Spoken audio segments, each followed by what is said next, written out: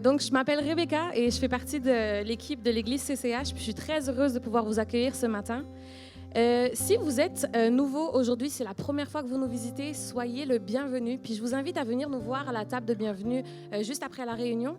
On a des personnes qui vont vouloir connecter avec vous, vous dire bonjour, répondre à vos questions. Donc franchement, n'hésitez pas à venir nous voir juste après la réunion. Également, sachez que nous serons fermés les dimanches 24 et 31 juillet. Donc il n'y aura pas de réunion en présentiel, mais nous allons avoir des messages qui seront postés en ligne sur nos pages Facebook ou sur notre chaîne YouTube. Donc, n'hésitez pas à venir les regarder. Donc, il n'y aura pas de réunion en présentiel et on se retrouve en vrai, en chair et en os, le dimanche 7 août. Puis, également, je voulais vous dire, si vous êtes bénis aujourd'hui, chose que je ne doute absolument pas, n'hésitez pas à dire Amen, à encourager notre pasteur. Ça fait toujours du bien d'avoir un retour de la salle, surtout qu'on vous voit. Donc, ça fait vraiment du bien. Puis, en parlant de pasteur, on va accueillir Laurent aujourd'hui pour le dernier message de la série. Donc, est-ce qu'on peut bien l'accueillir ensemble? Bonjour à tous. Ça va bien? Yes. Et avant d'aller plus loin, j'aimerais qu'on puisse remercier Ando qui est avec nous ce matin pour la louange. Merci Ando. Tu nous fais vraiment l'honneur de pouvoir t'avoir avec nous. Et sachez une chose, Ando, c'est quelqu'un qui travaille très, très fort, qui est impliqué dans son église à la Chapelle. Et même ce matin, de ce que j'ai su, à 5h45, il était déjà avec son équipe de prod à Montréal. Il les a aidés, gérer un petit peu le début du travail. Et ensuite, il est venu jusque chez nous pour nous servir et nous bénir ce matin. Alors, est-ce qu'on peut encore une fois le remercier d'être avec nous? Merci, Ando. C'est une bénédiction que tu sois avec nous. Il reviendra un petit peu plus tard pour faire quelques chants ensemble.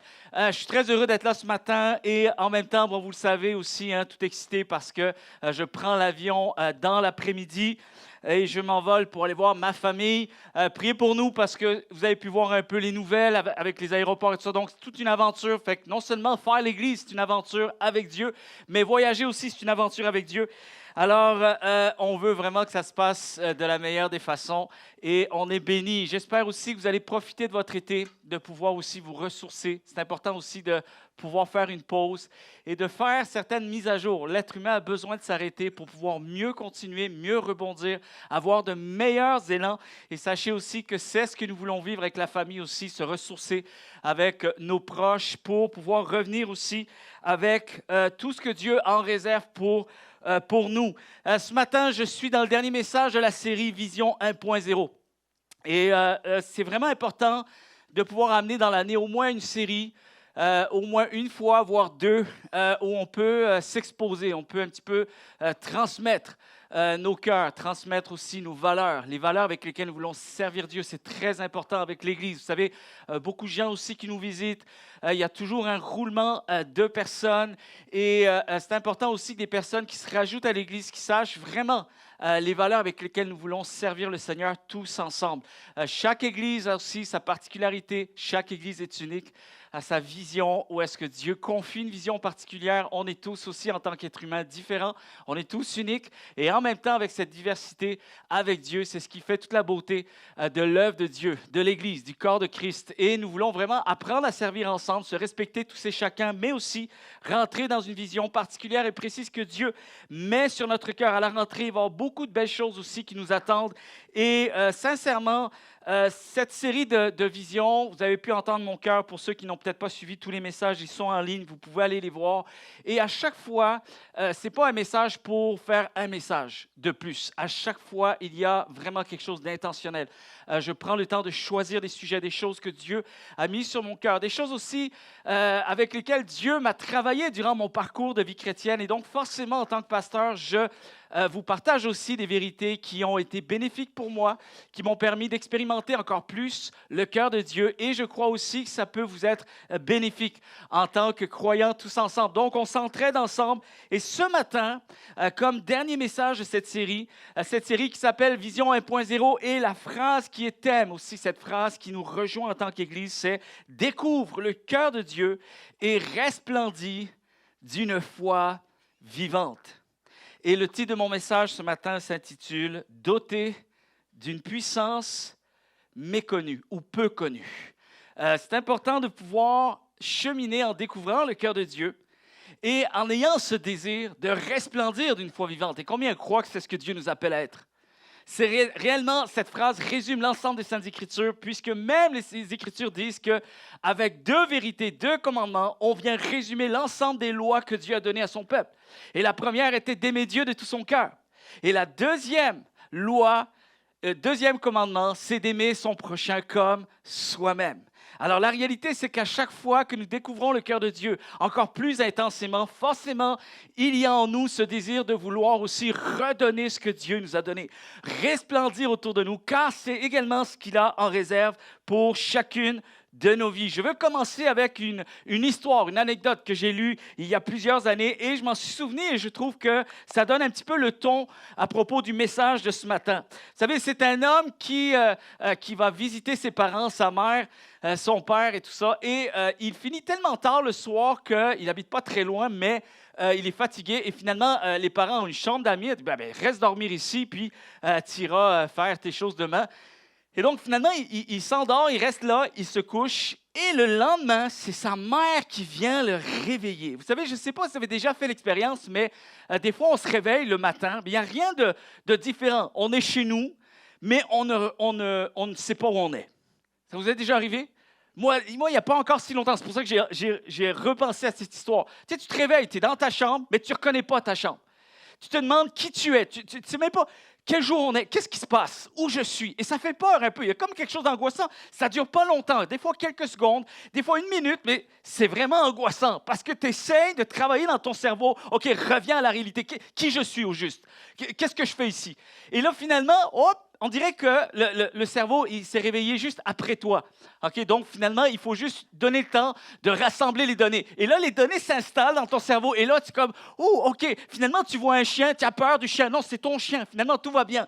Et là, tout d'un coup, c'est comme, OK, non, c'est bon, je sais où je suis. Et cet homme-là a vécu la même chose parce que sa mère le réveille, mais vraiment un peu brusquement.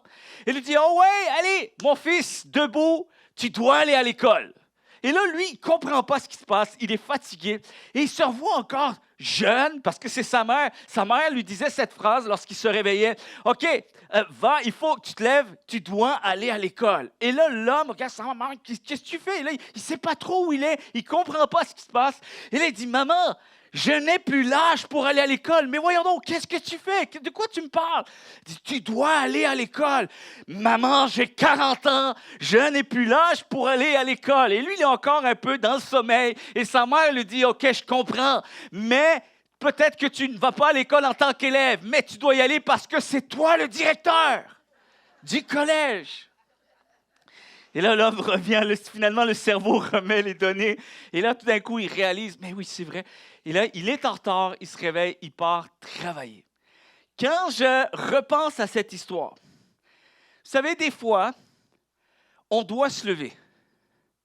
Parfois, on est appelé à continuer, à persévérer. En fait, parfois, la seule raison qui nous pousse à continuer, à se lever, à rester debout, à pouvoir persévérer et pouvoir justement répondre à nos responsabilités, la seule raison parfois de pouvoir faire ces choses-là, c'est parce que d'autres comptent sur nous.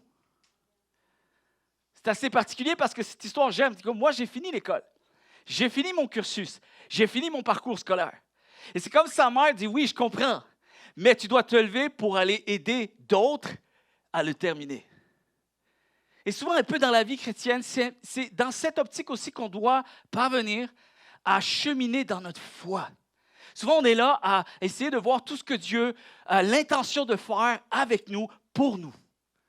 Et la vraie notion, cette notion qui est complète de la vie chrétienne, la vision complète de la vie chrétienne, oui, nous vivons pour que Dieu se révèle à nous, pour que Dieu se manifeste à travers nous, mais nous vivons aussi pour que nous puissions rester conscients que notre vie est appelée à compter pour d'autres.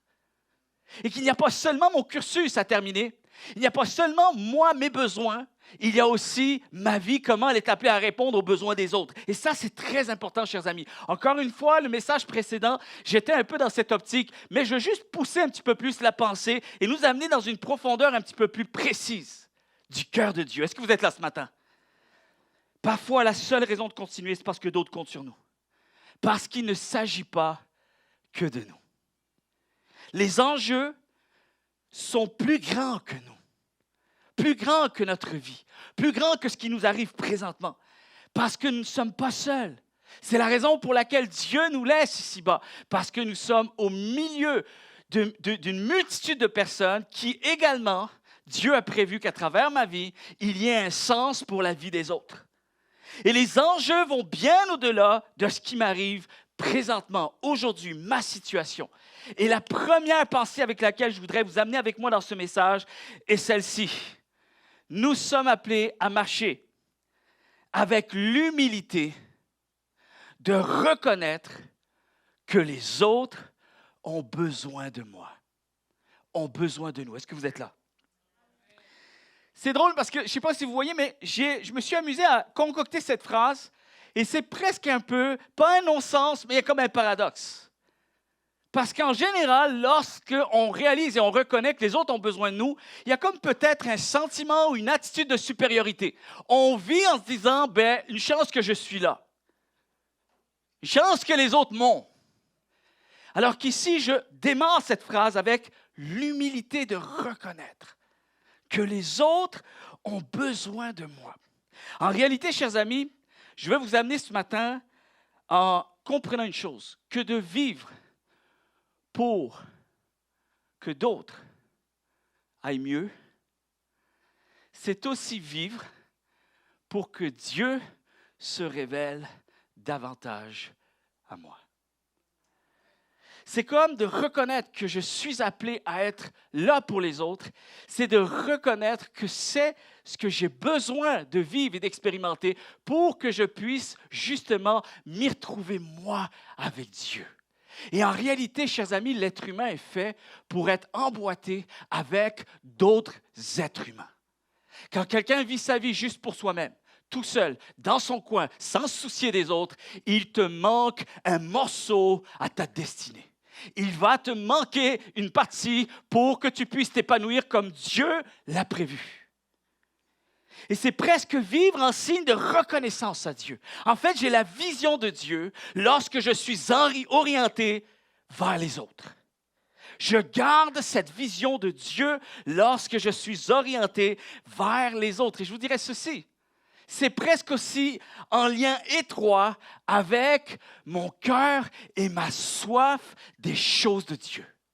En réalité, Dieu est au centre d'une vie qui est orientée vers les autres, de vivre comme lui le veut.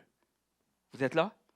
Et je vais vous amener dans un passage que je suis sûr que vous connaissez, mais on va regarder un petit peu plus la signification de ce passage. Acte 20, verset 35. Ça dit « Je vous ai montré de toute manière que c'est en travaillant ainsi qu'il faut soutenir les faibles et se rappeler les paroles du Seigneur qui a dit lui-même « Il y a plus de bonheur à donner qu'à recevoir. » Alors, je vais vous dire quelques phrases, puis je veux vraiment qu'on entre avec une explication par rapport à cette vérité.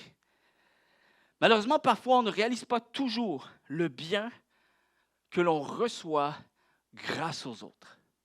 On ne réalise pas tout le bénéfice que l'on reçoit grâce aux besoins des autres. Parce que on ne réalise pas à quel point les autres sont là aussi pour moi. Et je vais vous faire une confidence et je crois qu'on s'y retrouve tous. On se rejoint tous dans cette réalité. Parfois, chers amis, j'ai pu persévérer dans ma vie. Quand les saisons étaient plus difficiles, je peux avouer que parfois, j'ai pu persévérer parce que j'en ai eu la force intérieure.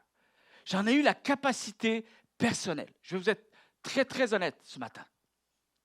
Parfois, j'ai comme un feu avec Dieu qui a été suffisant pour que je puisse continuer, persévérer sans avoir l'aide de qui que ce soit autour.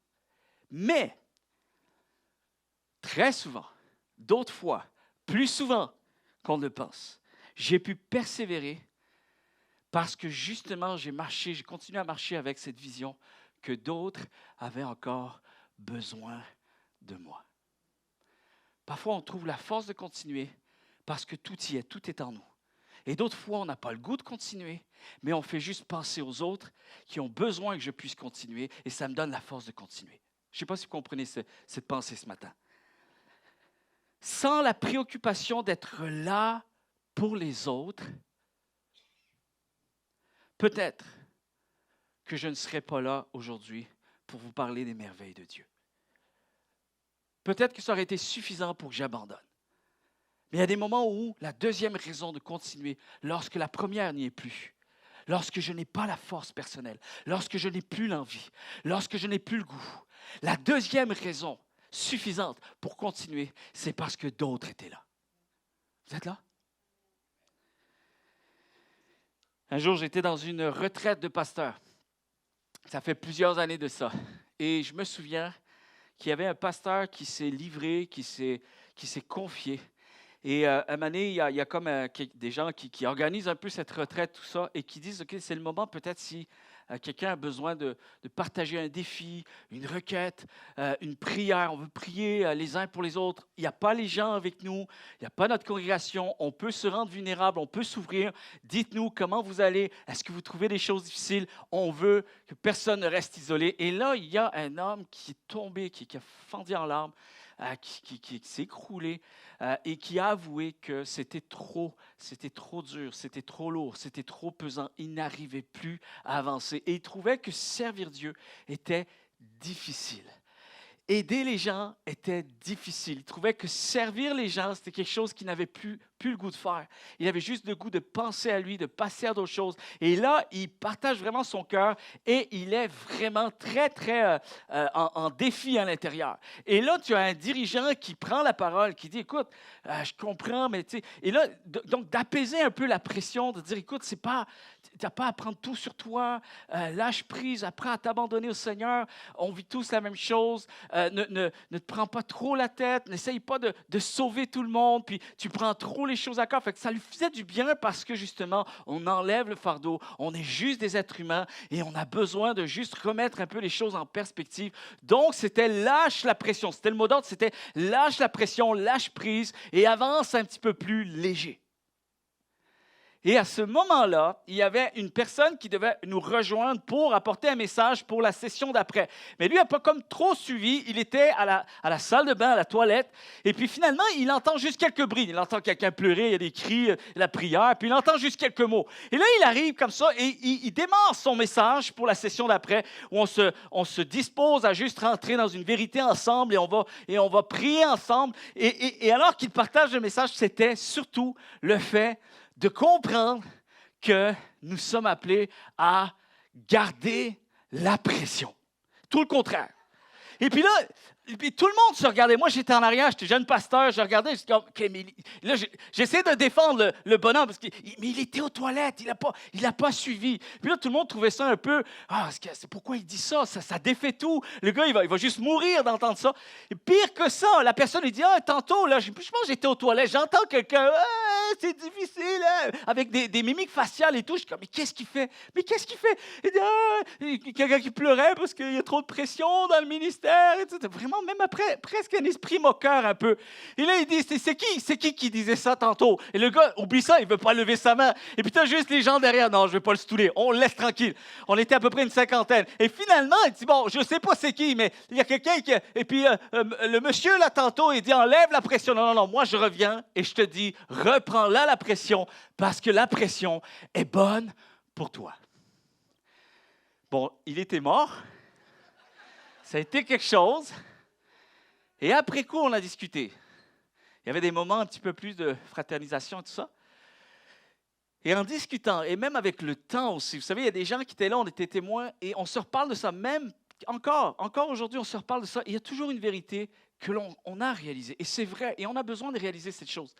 C'est qu'il y a toujours cet équilibre entre lâche la pression et garde la pression. Lâche la pression, garde la pression. N'oublie pas que tu n'es pas là juste que pour toi. Et des fois, on prie et on pense à nos besoins. Et on a besoin de juste comme, OK, moi, je suis tanné, je veux juste penser à moi. Et c'est bien, il faut des moments comme ça. Il faut des moments de ressourcement. J'ai commencé le message en vous partageant cette réalité. On a besoin d'être ressourcé. Mais on se ressource pourquoi? Pour être encore une meilleure bénédiction pour d'autres. Vous êtes là? Et ça, c'est ce qui est au cœur du christianisme, littéralement. Et on ne réalise pas que la deuxième partie n'est pas seulement une partie que l'on donne.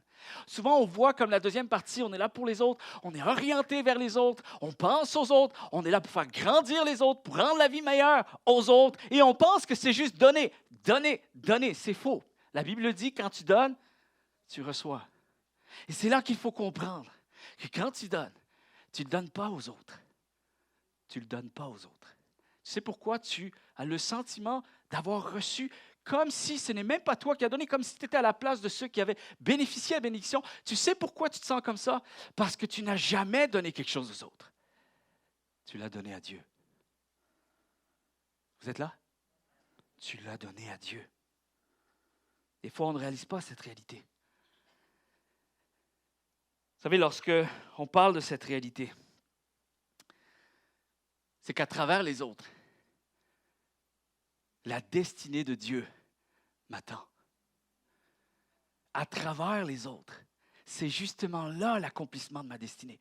Et souvent, on pense qu'on va voir Dieu, Seigneur, pense à ma destinée. Seigneur, je vais rentrer dans l'appel de Dieu. Seigneur, je veux te connaître plus. Je veux vivre ta gloire. Je veux être utilisé pour ta gloire. Seigneur, je veux vivre les bénédictions, la gloire de Dieu. La réalité, chers amis, c'est que oui, Dieu dit oui, je vais le faire. Mais il est en chemin vers les autres. Et ça, on l'oublie malheureusement trop souvent. On réagit. Vous savez pourquoi on réagit souvent dans notre vie? On se plaint, on est insatisfait. Encore une fois, c'est parce qu'on a le sentiment que quelque chose nous a été enlevé. Et j'ai remarqué une chose, que les gens qui ont appris le plus à donner, ce sont ces gens-là qui sont les plus heureux, les plus comblés dans ce monde.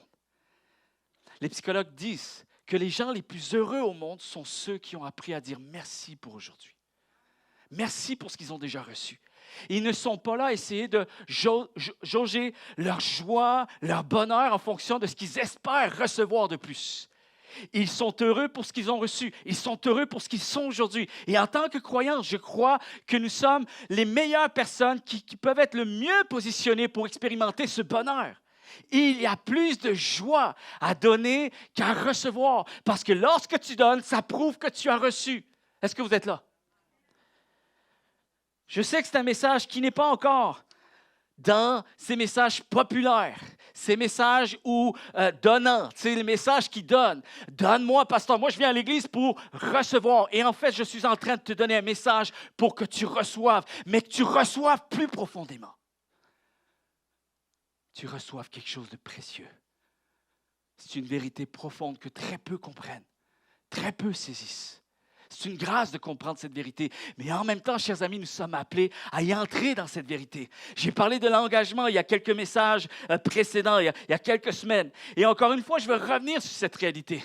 Parce que l'engagement pour bien des gens, pour le marathonien, l'engagement s'agit de courir 15 kilomètres additionnels quand il est à bout de force. Pour un boxeur, un combattant, ça consiste à se relever chaque fois qu'il a été étendu au sol. Pour un soldat, c'est d'aller en haut de la colline sans savoir ce qui l'attend de l'autre côté. Et pour un croyant, chers amis, l'engagement, c'est dire adieu à son propre confort afin de rendre la vie des autres meilleure. Ça, c'est l'engagement envers Dieu. Alors, on a une devise ici. Quand quelqu'un applaudit, tout le monde doit applaudir. Allez, hop, c'est parti.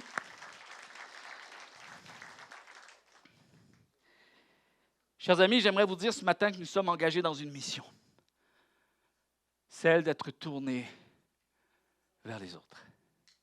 Ça, c'est la mission du christianisme. La vision du christianisme, c'est la grâce de Dieu.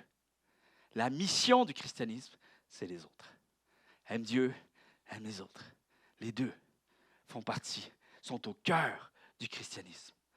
Engagés à faire grandir les autres. Et ça, chers amis, c'est une puissance peu connu.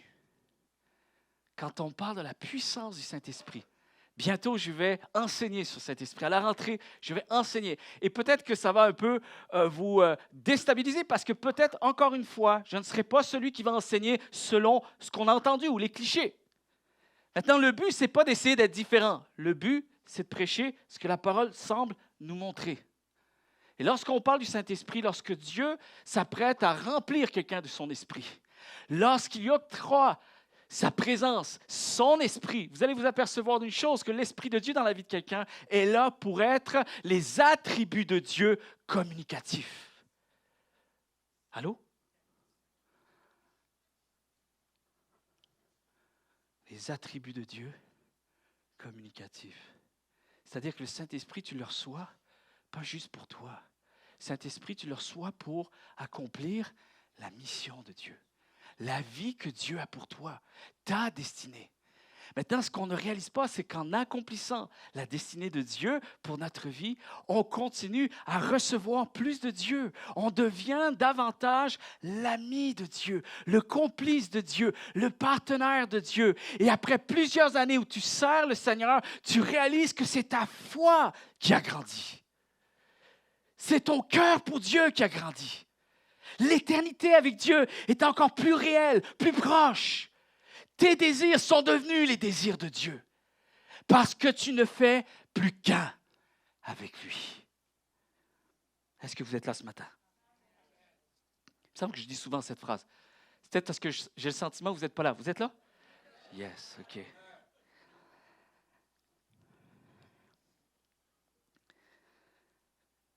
Je dis ceci, au risque de choquer, peut-être, mais je crois que c'est une vérité. Le Saint-Esprit ne travaille pas dans la vie de quelqu'un qui n'est pas préoccupé à faire grandir la vie des autres. C'est ce que je crois. Et je peux utiliser, la beauté de ce que je crois là, c'est que je peux utiliser la Bible maintes et maintes fois pour vous le prouver. Voilà pourquoi je le dis, pourquoi je l'atteste. Je n'invente rien. Il y a plus de bénéfices à donner. Ça ne vous rappelle rien, ça? Tu donnes, c'est un paradoxe. Ici, c'est un paradoxe. Tu donnes, mais tu reçois. C'est bizarre. Il semble que tu donnes, tu en as moins. Non, là, il dit tu donnes, puis tu vas avoir le sentiment d'en avoir reçu. Donc, plus qu'avant. Ça, c'est le paradoxe. Un autre paradoxe que Jésus a déclaré. Les derniers seront les premiers. Ça, c'est un autre paradoxe. Sois second. Vous savez ce qui se passe avec Dieu, la beauté? C'est qu'en fait, tu n'es pas dernier pour t'affliger plus de problèmes. Il y en a qui s'infligent des choses difficiles, qui s'infligent des épreuves en pensant que je vais réussir à orienter un petit peu plus le cœur de Dieu en ma faveur. Ce n'est pas comme ça que ça fonctionne. Ce n'est pas ça que Dieu est en train de dire ici. C'est qu'en fait, tu choisis d'être dernier, mais avec toute la joie de savoir que tu combles le cœur de Dieu, parce que ce que tu fais pour l'autre, tu as le sentiment de le faire pour Dieu lui-même. Et Dieu demeure au centre de ta vie. Dieu demeure celui que tu aimes plus que tout aujourd'hui. Est-ce que vous comprenez? C'est là cette profondeur. C'est même pas quelque chose que tu sens que tu donnes. Tu le fais et tu sais que tu es en symbiose totale avec Dieu. Tu es aligné avec le cœur de Dieu. C'est ça qui fait toute ma joie. Et souvent, lorsque je pense plus à moi, et ça, je vous le dis sincèrement, je suis sûr qu'on est plusieurs à se reconnaître. Mais prenez le temps. Quand on se repose trop longtemps, lorsqu'on veut juste s'arrêter trop longtemps, on veut juste penser à soi, à mes propres besoins, je vais arrêter de penser aux autres. Franchement, moi pour l'expérience que j'ai pu faire, à chaque fois que je pense trop à moi, je suis moins heureux qu'avant. Je me sens moins bien. On dirait qu'il y a quelque chose en moi qui a été codé, qui a été généré d'une façon que, non, on dirait que mon plein épanouissement va avec le fait que je vais parfois cesser d'arrêter à mes petits besoins et de penser à mes petits besoins et de penser à ceux des autres. Et tout d'un coup, je suis dans une meilleure saison de ma vie lorsque je fais ça que lorsque je pense trop à moi. C'est incroyable comment le christianisme, comment Dieu... Les lois de Dieu sont bien faites. Moi, je dis souvent à Dieu dans mes prières, je dis, Seigneur, tu es un génie. Parce que tu as toujours une longueur d'avance. Tu me fascines. Tu m'impressionnes. Tu m'émerveilles. Parce que tu ne penses pas comme moi. Et une chance que tu ne penses pas comme moi, parce que tes pensées sont meilleures que les miennes. La Bible dit que les pensées de Dieu ne sont pas les pensées de l'homme. Les voies de Dieu ne sont pas mes voies. Et la Bible dit que autant le ciel est tellement éloigné de la terre, c'est la même chose comment Dieu pense et l'homme pense. Il y a la même distance qui nous sépare. Mais c'est quand je mets en pratique les lois de Dieu, sans même parfois essayer de les comprendre. Parce que parfois, c'est vrai qu'on est appelé à obéir à Dieu sans même avoir toutes les réponses du comment et du pourquoi, le raisonnement, la logique. Je n'essaie pas toujours de tout savoir avec Dieu. Je fais confiance à Dieu. Et lorsque je mets en pratique ces commandements, ces principes, ces vérités, c'est là que je réalise après, Seigneur, il y a quelque chose de plus dans ma vie aujourd'hui. Parce que j'ai choisi d'aller dans ta direction plutôt que la mienne.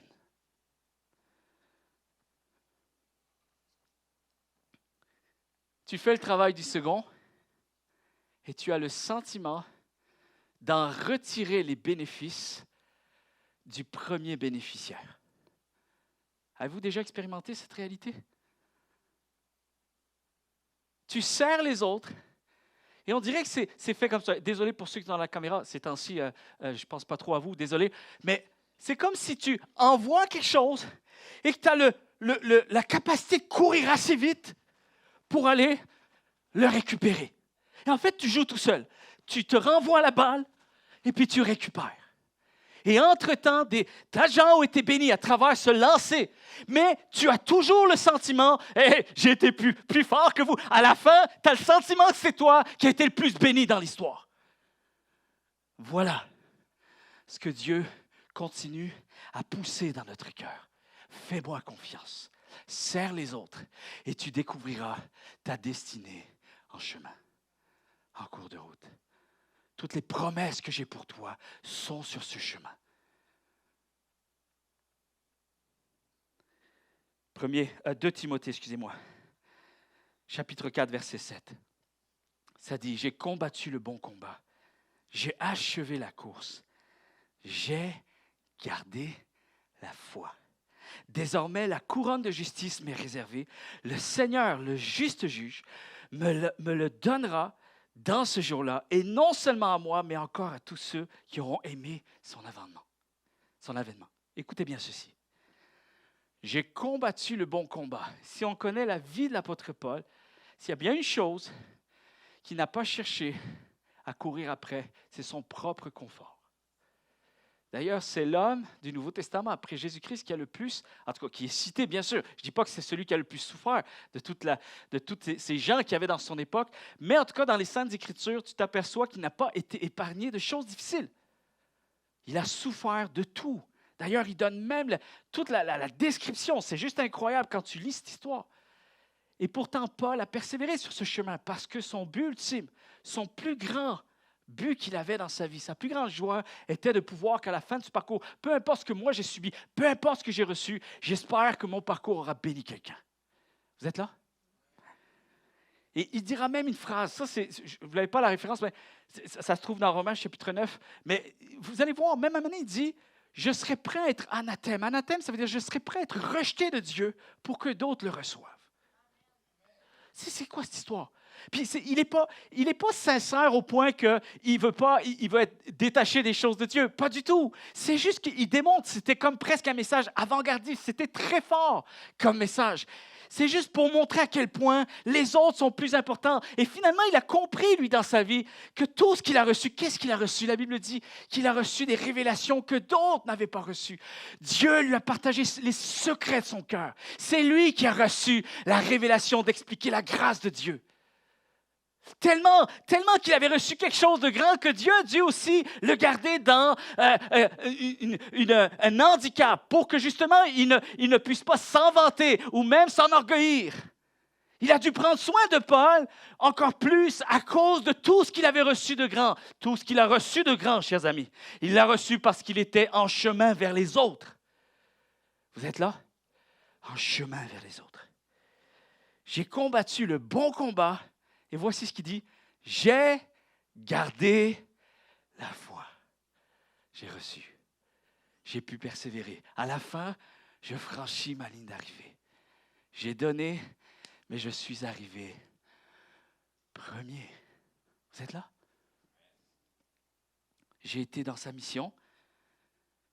Et parce que j'ai été dans sa mission, vous savez, on est dans la mission de Dieu parce qu'on est déjà dans le cœur de Dieu. Amen. Et Paul, c'est comme s'il expliquait, j'ai été dans sa mission et en même temps, j'ai été dans son cœur. en aimant les autres, je continue à aimer Dieu. Et Dieu bénit celui et celle qui a faim et soif de justice. Vous savez ce que ça veut dire, ça?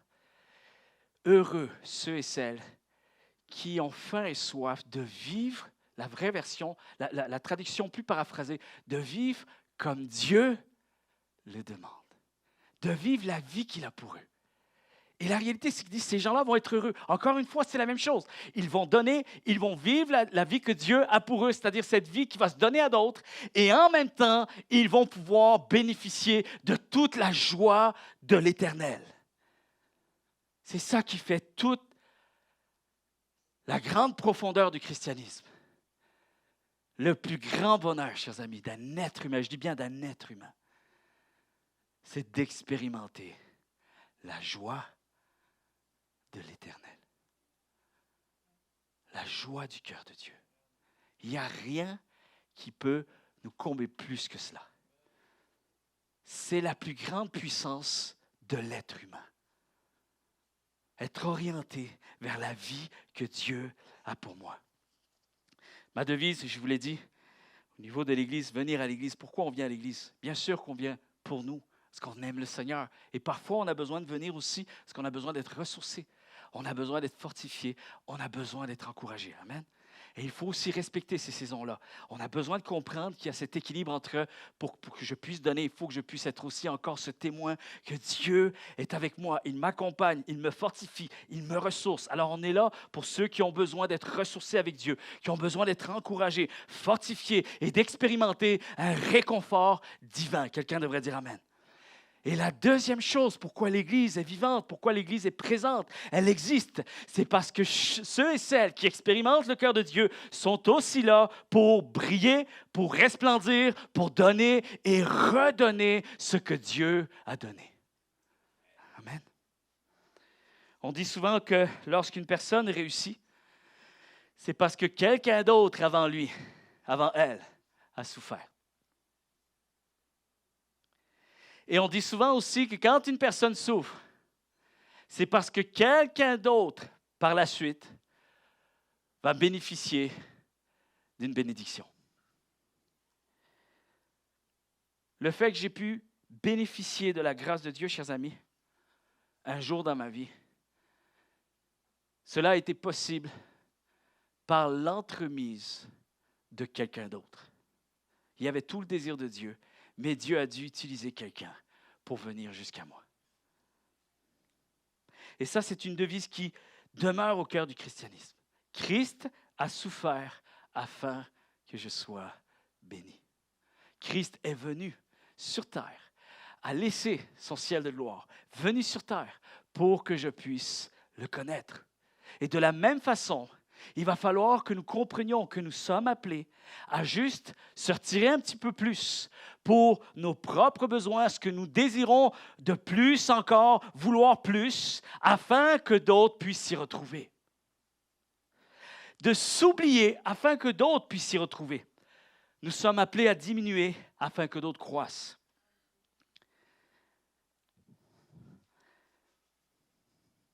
Afin que d'autres soient mis en valeur. Je vais vous raconter une histoire. Ça, c'est assez profond comme histoire. J'ai rarement entendu ce principe-là et ça m'a tellement inspiré. Ça a réveillé quelque chose en moi. Une réflexion, une façon même de pouvoir approcher les choses de Dieu vraiment de manière particulière. J'ai entendu l'histoire d'un enfant qui est en train de manger avec ses parents. Et pendant qu'il mange, il y a l'enfant entend sa mère qui va rejoindre les voisins sur le palier d'en face.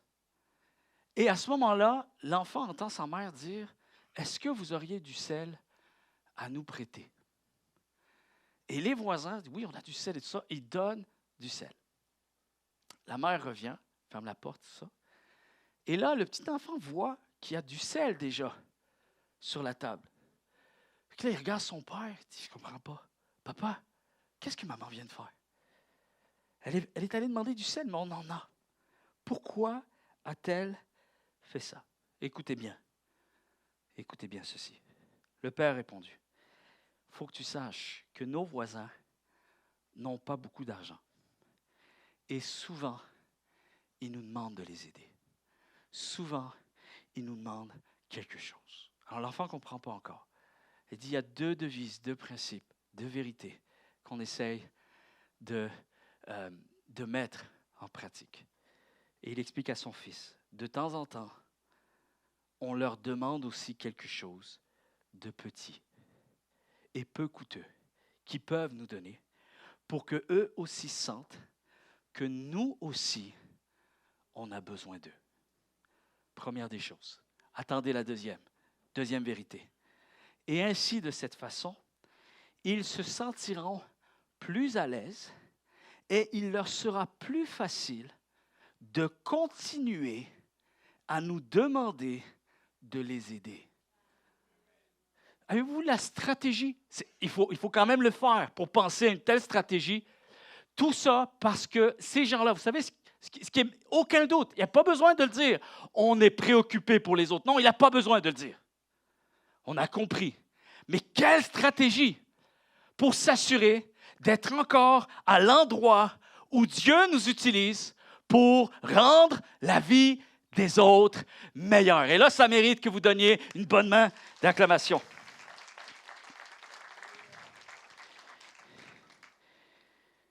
Aimer Dieu va nous amener à encourager les autres et aimer les autres va nous amener à persévérer avec Dieu. Est-ce que vous saisissez cette pensée pendant que je demande à Ando de bien vouloir me rejoindre?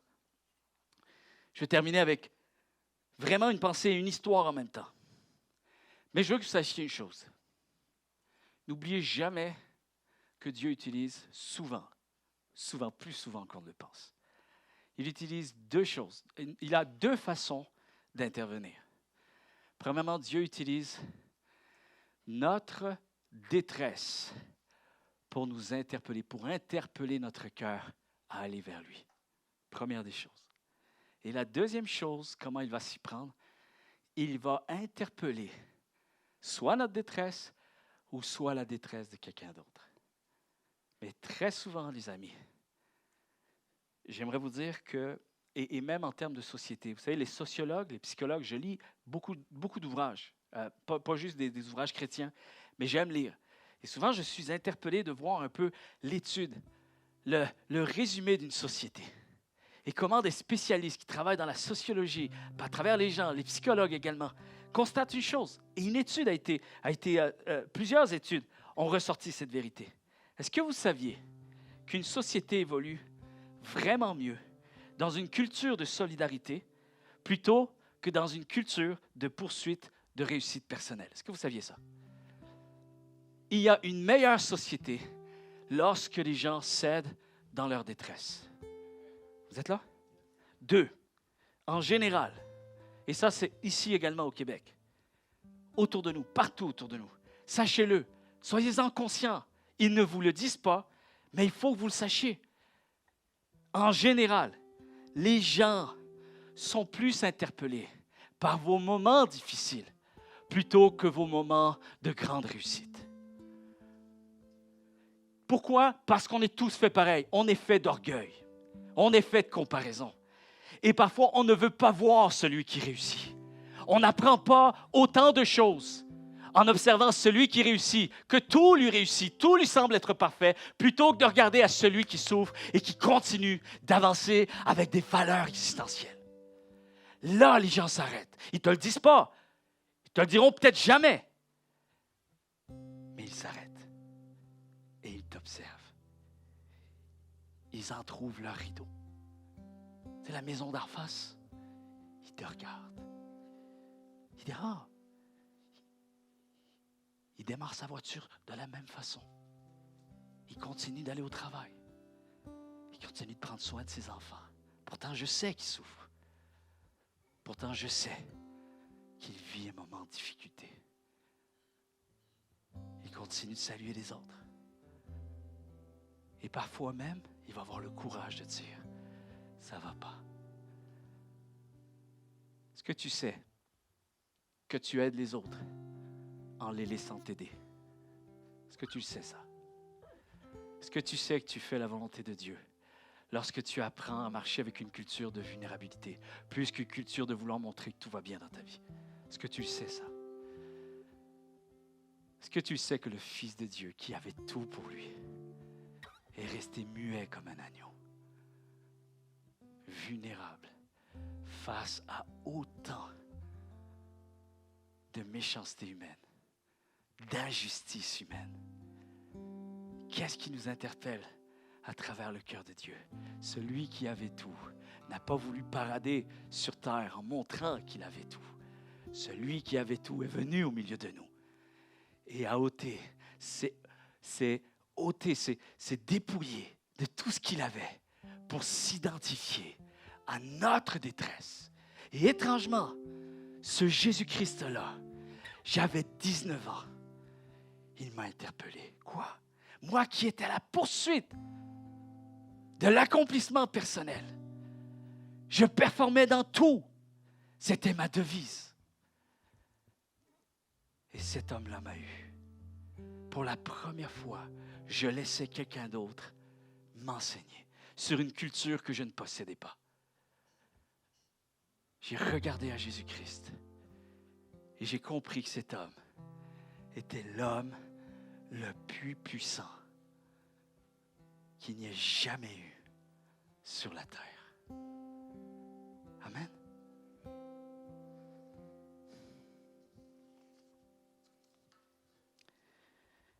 L'humilité de reconnaître que je ne suis que de passage. Amen. Vous allez voir une photo apparaître à l'écran. Vous savez, une pensée, c'est que souvent on vit en pensant qu'on va toujours y rester. Non, c'est pas ce que je crois. Non, mais ta vie semble le démontrer. Et parfois, je dois faire très attention à la manière dont je vis doit refléter ce que je crois. Combien croient, chers amis, nous ne sommes que de passage? Vous êtes là? Un jour, c'est fini. J'ai bien aimé Billy Graham, un jour a dit à son petit-fils, il commençait à vieillir, puis il était tellement un grand homme qu'il savait qu'il allait avoir de grandes funérailles pour lui et que beaucoup de gens allaient pleurer. Et il appelle son petit-fils. Viens ici, viens. Il dit, un jour, on va te dire que grand-papa est mort. N'en crois pas un seul mot. Il dit, viens, approche ici. Et il lui dit à l'oreille, je vais juste avoir changé d'adresse. Tu es seul à savoir. Je ne mourrai pas. Mais vous savez pourquoi on ne meurt pas? Parce qu'on vit sur cette terre avec la vision qu'un autre endroit nous attend. Alors, ça ne sert à rien de pleurer pour aujourd'hui, pour tout ce que peut-être on n'arrive pas ou on n'arrivera pas à posséder. Parce que de toute manière, tout ce qu'on va réussir à posséder vont rester ici. Le coureur kenyan, Abel Mutai, dans un marathon d'envergure internationale en Espagne, était l'homme le plus rapide de ce marathon. Et alors que le marathon se termine, il arrive proche de la ligne d'arrivée. Et là, il se passe quelque chose, c'est qu'il n'arrive pas à comprendre la signalisation. Et il se trompe de chemin en pensant qu'il est arrivé. Lui, il pense qu'il arrive dans une aire d'arrivée. Mais ce n'était pas l'aire d'arrivée, c'était encore un aire de repos. Un aire où on se met en retrait pour ceux qui souffrent trop, des jambes, tout ça, qui s'écroulent, on les met sur le côté. Et là, finalement, il va là et il commence à ralentir sa course en pensant qu'il a gagné. Il reste encore quelques mètres. Et il y a un autre coureur en arrière. Ce coureur, c'est Ivan Fernandez, un Espagnol basque, qui lui sait, il voit, il réalise ce qui se passe. Et il s'est dit, je ne peux pas laisser ça. Alors il va vers le coureur kenyan. Il dit, qu'est-ce que tu fais? Il sort, lui aussi. Il prend le risque de perdre encore du temps dans sa course. Et c'est une course où ça prend parfois des années pour s'entraîner, pour faire ce tournoi-là, cette course-là. Et là, il va et il essaie de lui expliquer, mais Mutai ne comprend pas sa langue. Il dit, mais quoi, lâche-moi. Non. Et là, il lui fait comprendre, tu n'es pas à la bonne place. Il faut encore courir. Et là, il pousse. Il dit, mais pourquoi il pousse? Il pousse et finalement, pour réaliser que, wow, j'ai pas fini la course. Alors, Mutai reprend sa course et Ivan Fernandez n'essaye pas de le doubler. Il reste en arrière. Et finalement, il fait gagner. Maintenant, ce qui est beau, c'est quand les journalistes veulent savoir qu'est-ce qui t'a pris, Yvan Fernandez. Parce que toi aussi, tu es là pour gagner. Tu t'es entraîné pour ça, tu t'es préparé pour ça. Écoute bien, qu'est-ce que tu as fait là? Pourquoi as-tu fait ça? Et il dit ceci. Oui, j'ai à cœur d'être un marathonien. Mais mon plus grand rêve dans la vie, c'est qu'un jour, nous puissions avoir une sorte de vie communautaire où nous nous poussons nous-mêmes et aussi nous poussons les autres à gagner. C'est autant une grande victoire que de gagner soi-même. Est-ce que vous êtes là? Le journaliste a insisté, oui, je comprends, mais pourquoi tu as laissé ce Kenyan-là gagner? Il a répondu ceci, je ne l'ai pas laissé gagner. Il avait de toute manière gagné. Il m'avait battu. La course était devenue la sienne et non la mienne. Vous êtes là? Et il continue le journaliste. Mais est-ce que vous saviez que vous auriez pu gagner et devenir encore plus célèbre à travers cette course? Et Yvan le regarde et lui répond ceci. Mais quel serait le mérite de ma victoire? Certains auraient pensé que j'aurais gagné. Mais moi, je sais que ce n'était pas ma course. Écoutez bien ceci. Il déclare ceci. Quel serait l'honneur en arrière de cette médaille? Qu'en penserait ma mère et mes proches? Qu'est-ce qui restera à la fin? C'est ce que j'aurais laissé aux autres. C'est ce qu'il déclare. Les valeurs se transmettent, chers amis, de génération en génération. C'est toujours lui qui parle. Quelle valeur je vais vouloir que mes enfants retiennent? Je veux inspirer mes enfants et aux générations à venir à faire gagner les autres. Car ça, c'est la plus grande des victoires qu'on puisse expérimenter.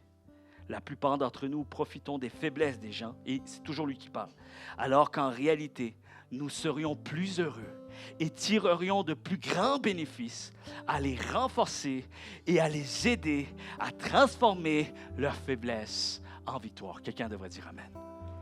Est-ce qu'on peut se lever tous ensemble? Seigneur Jésus, maintenant, nous prions tous et chacun. J'aimerais qu'on puisse se positionner devant Dieu, tous et chacun. Seigneur, dernier message de cette série.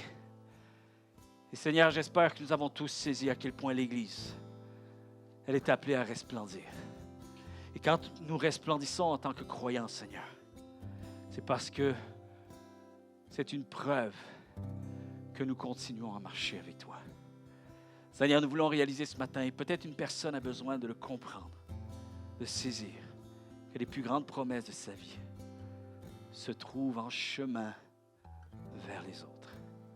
Dieu dit à quelqu'un ce matin, je te donne rendez-vous. Je n'ai pas manqué à mes promesses. Mes promesses sont toujours là. Mais il faut que tu comprennes mon cœur. Il faut que tu saisisses mon cœur.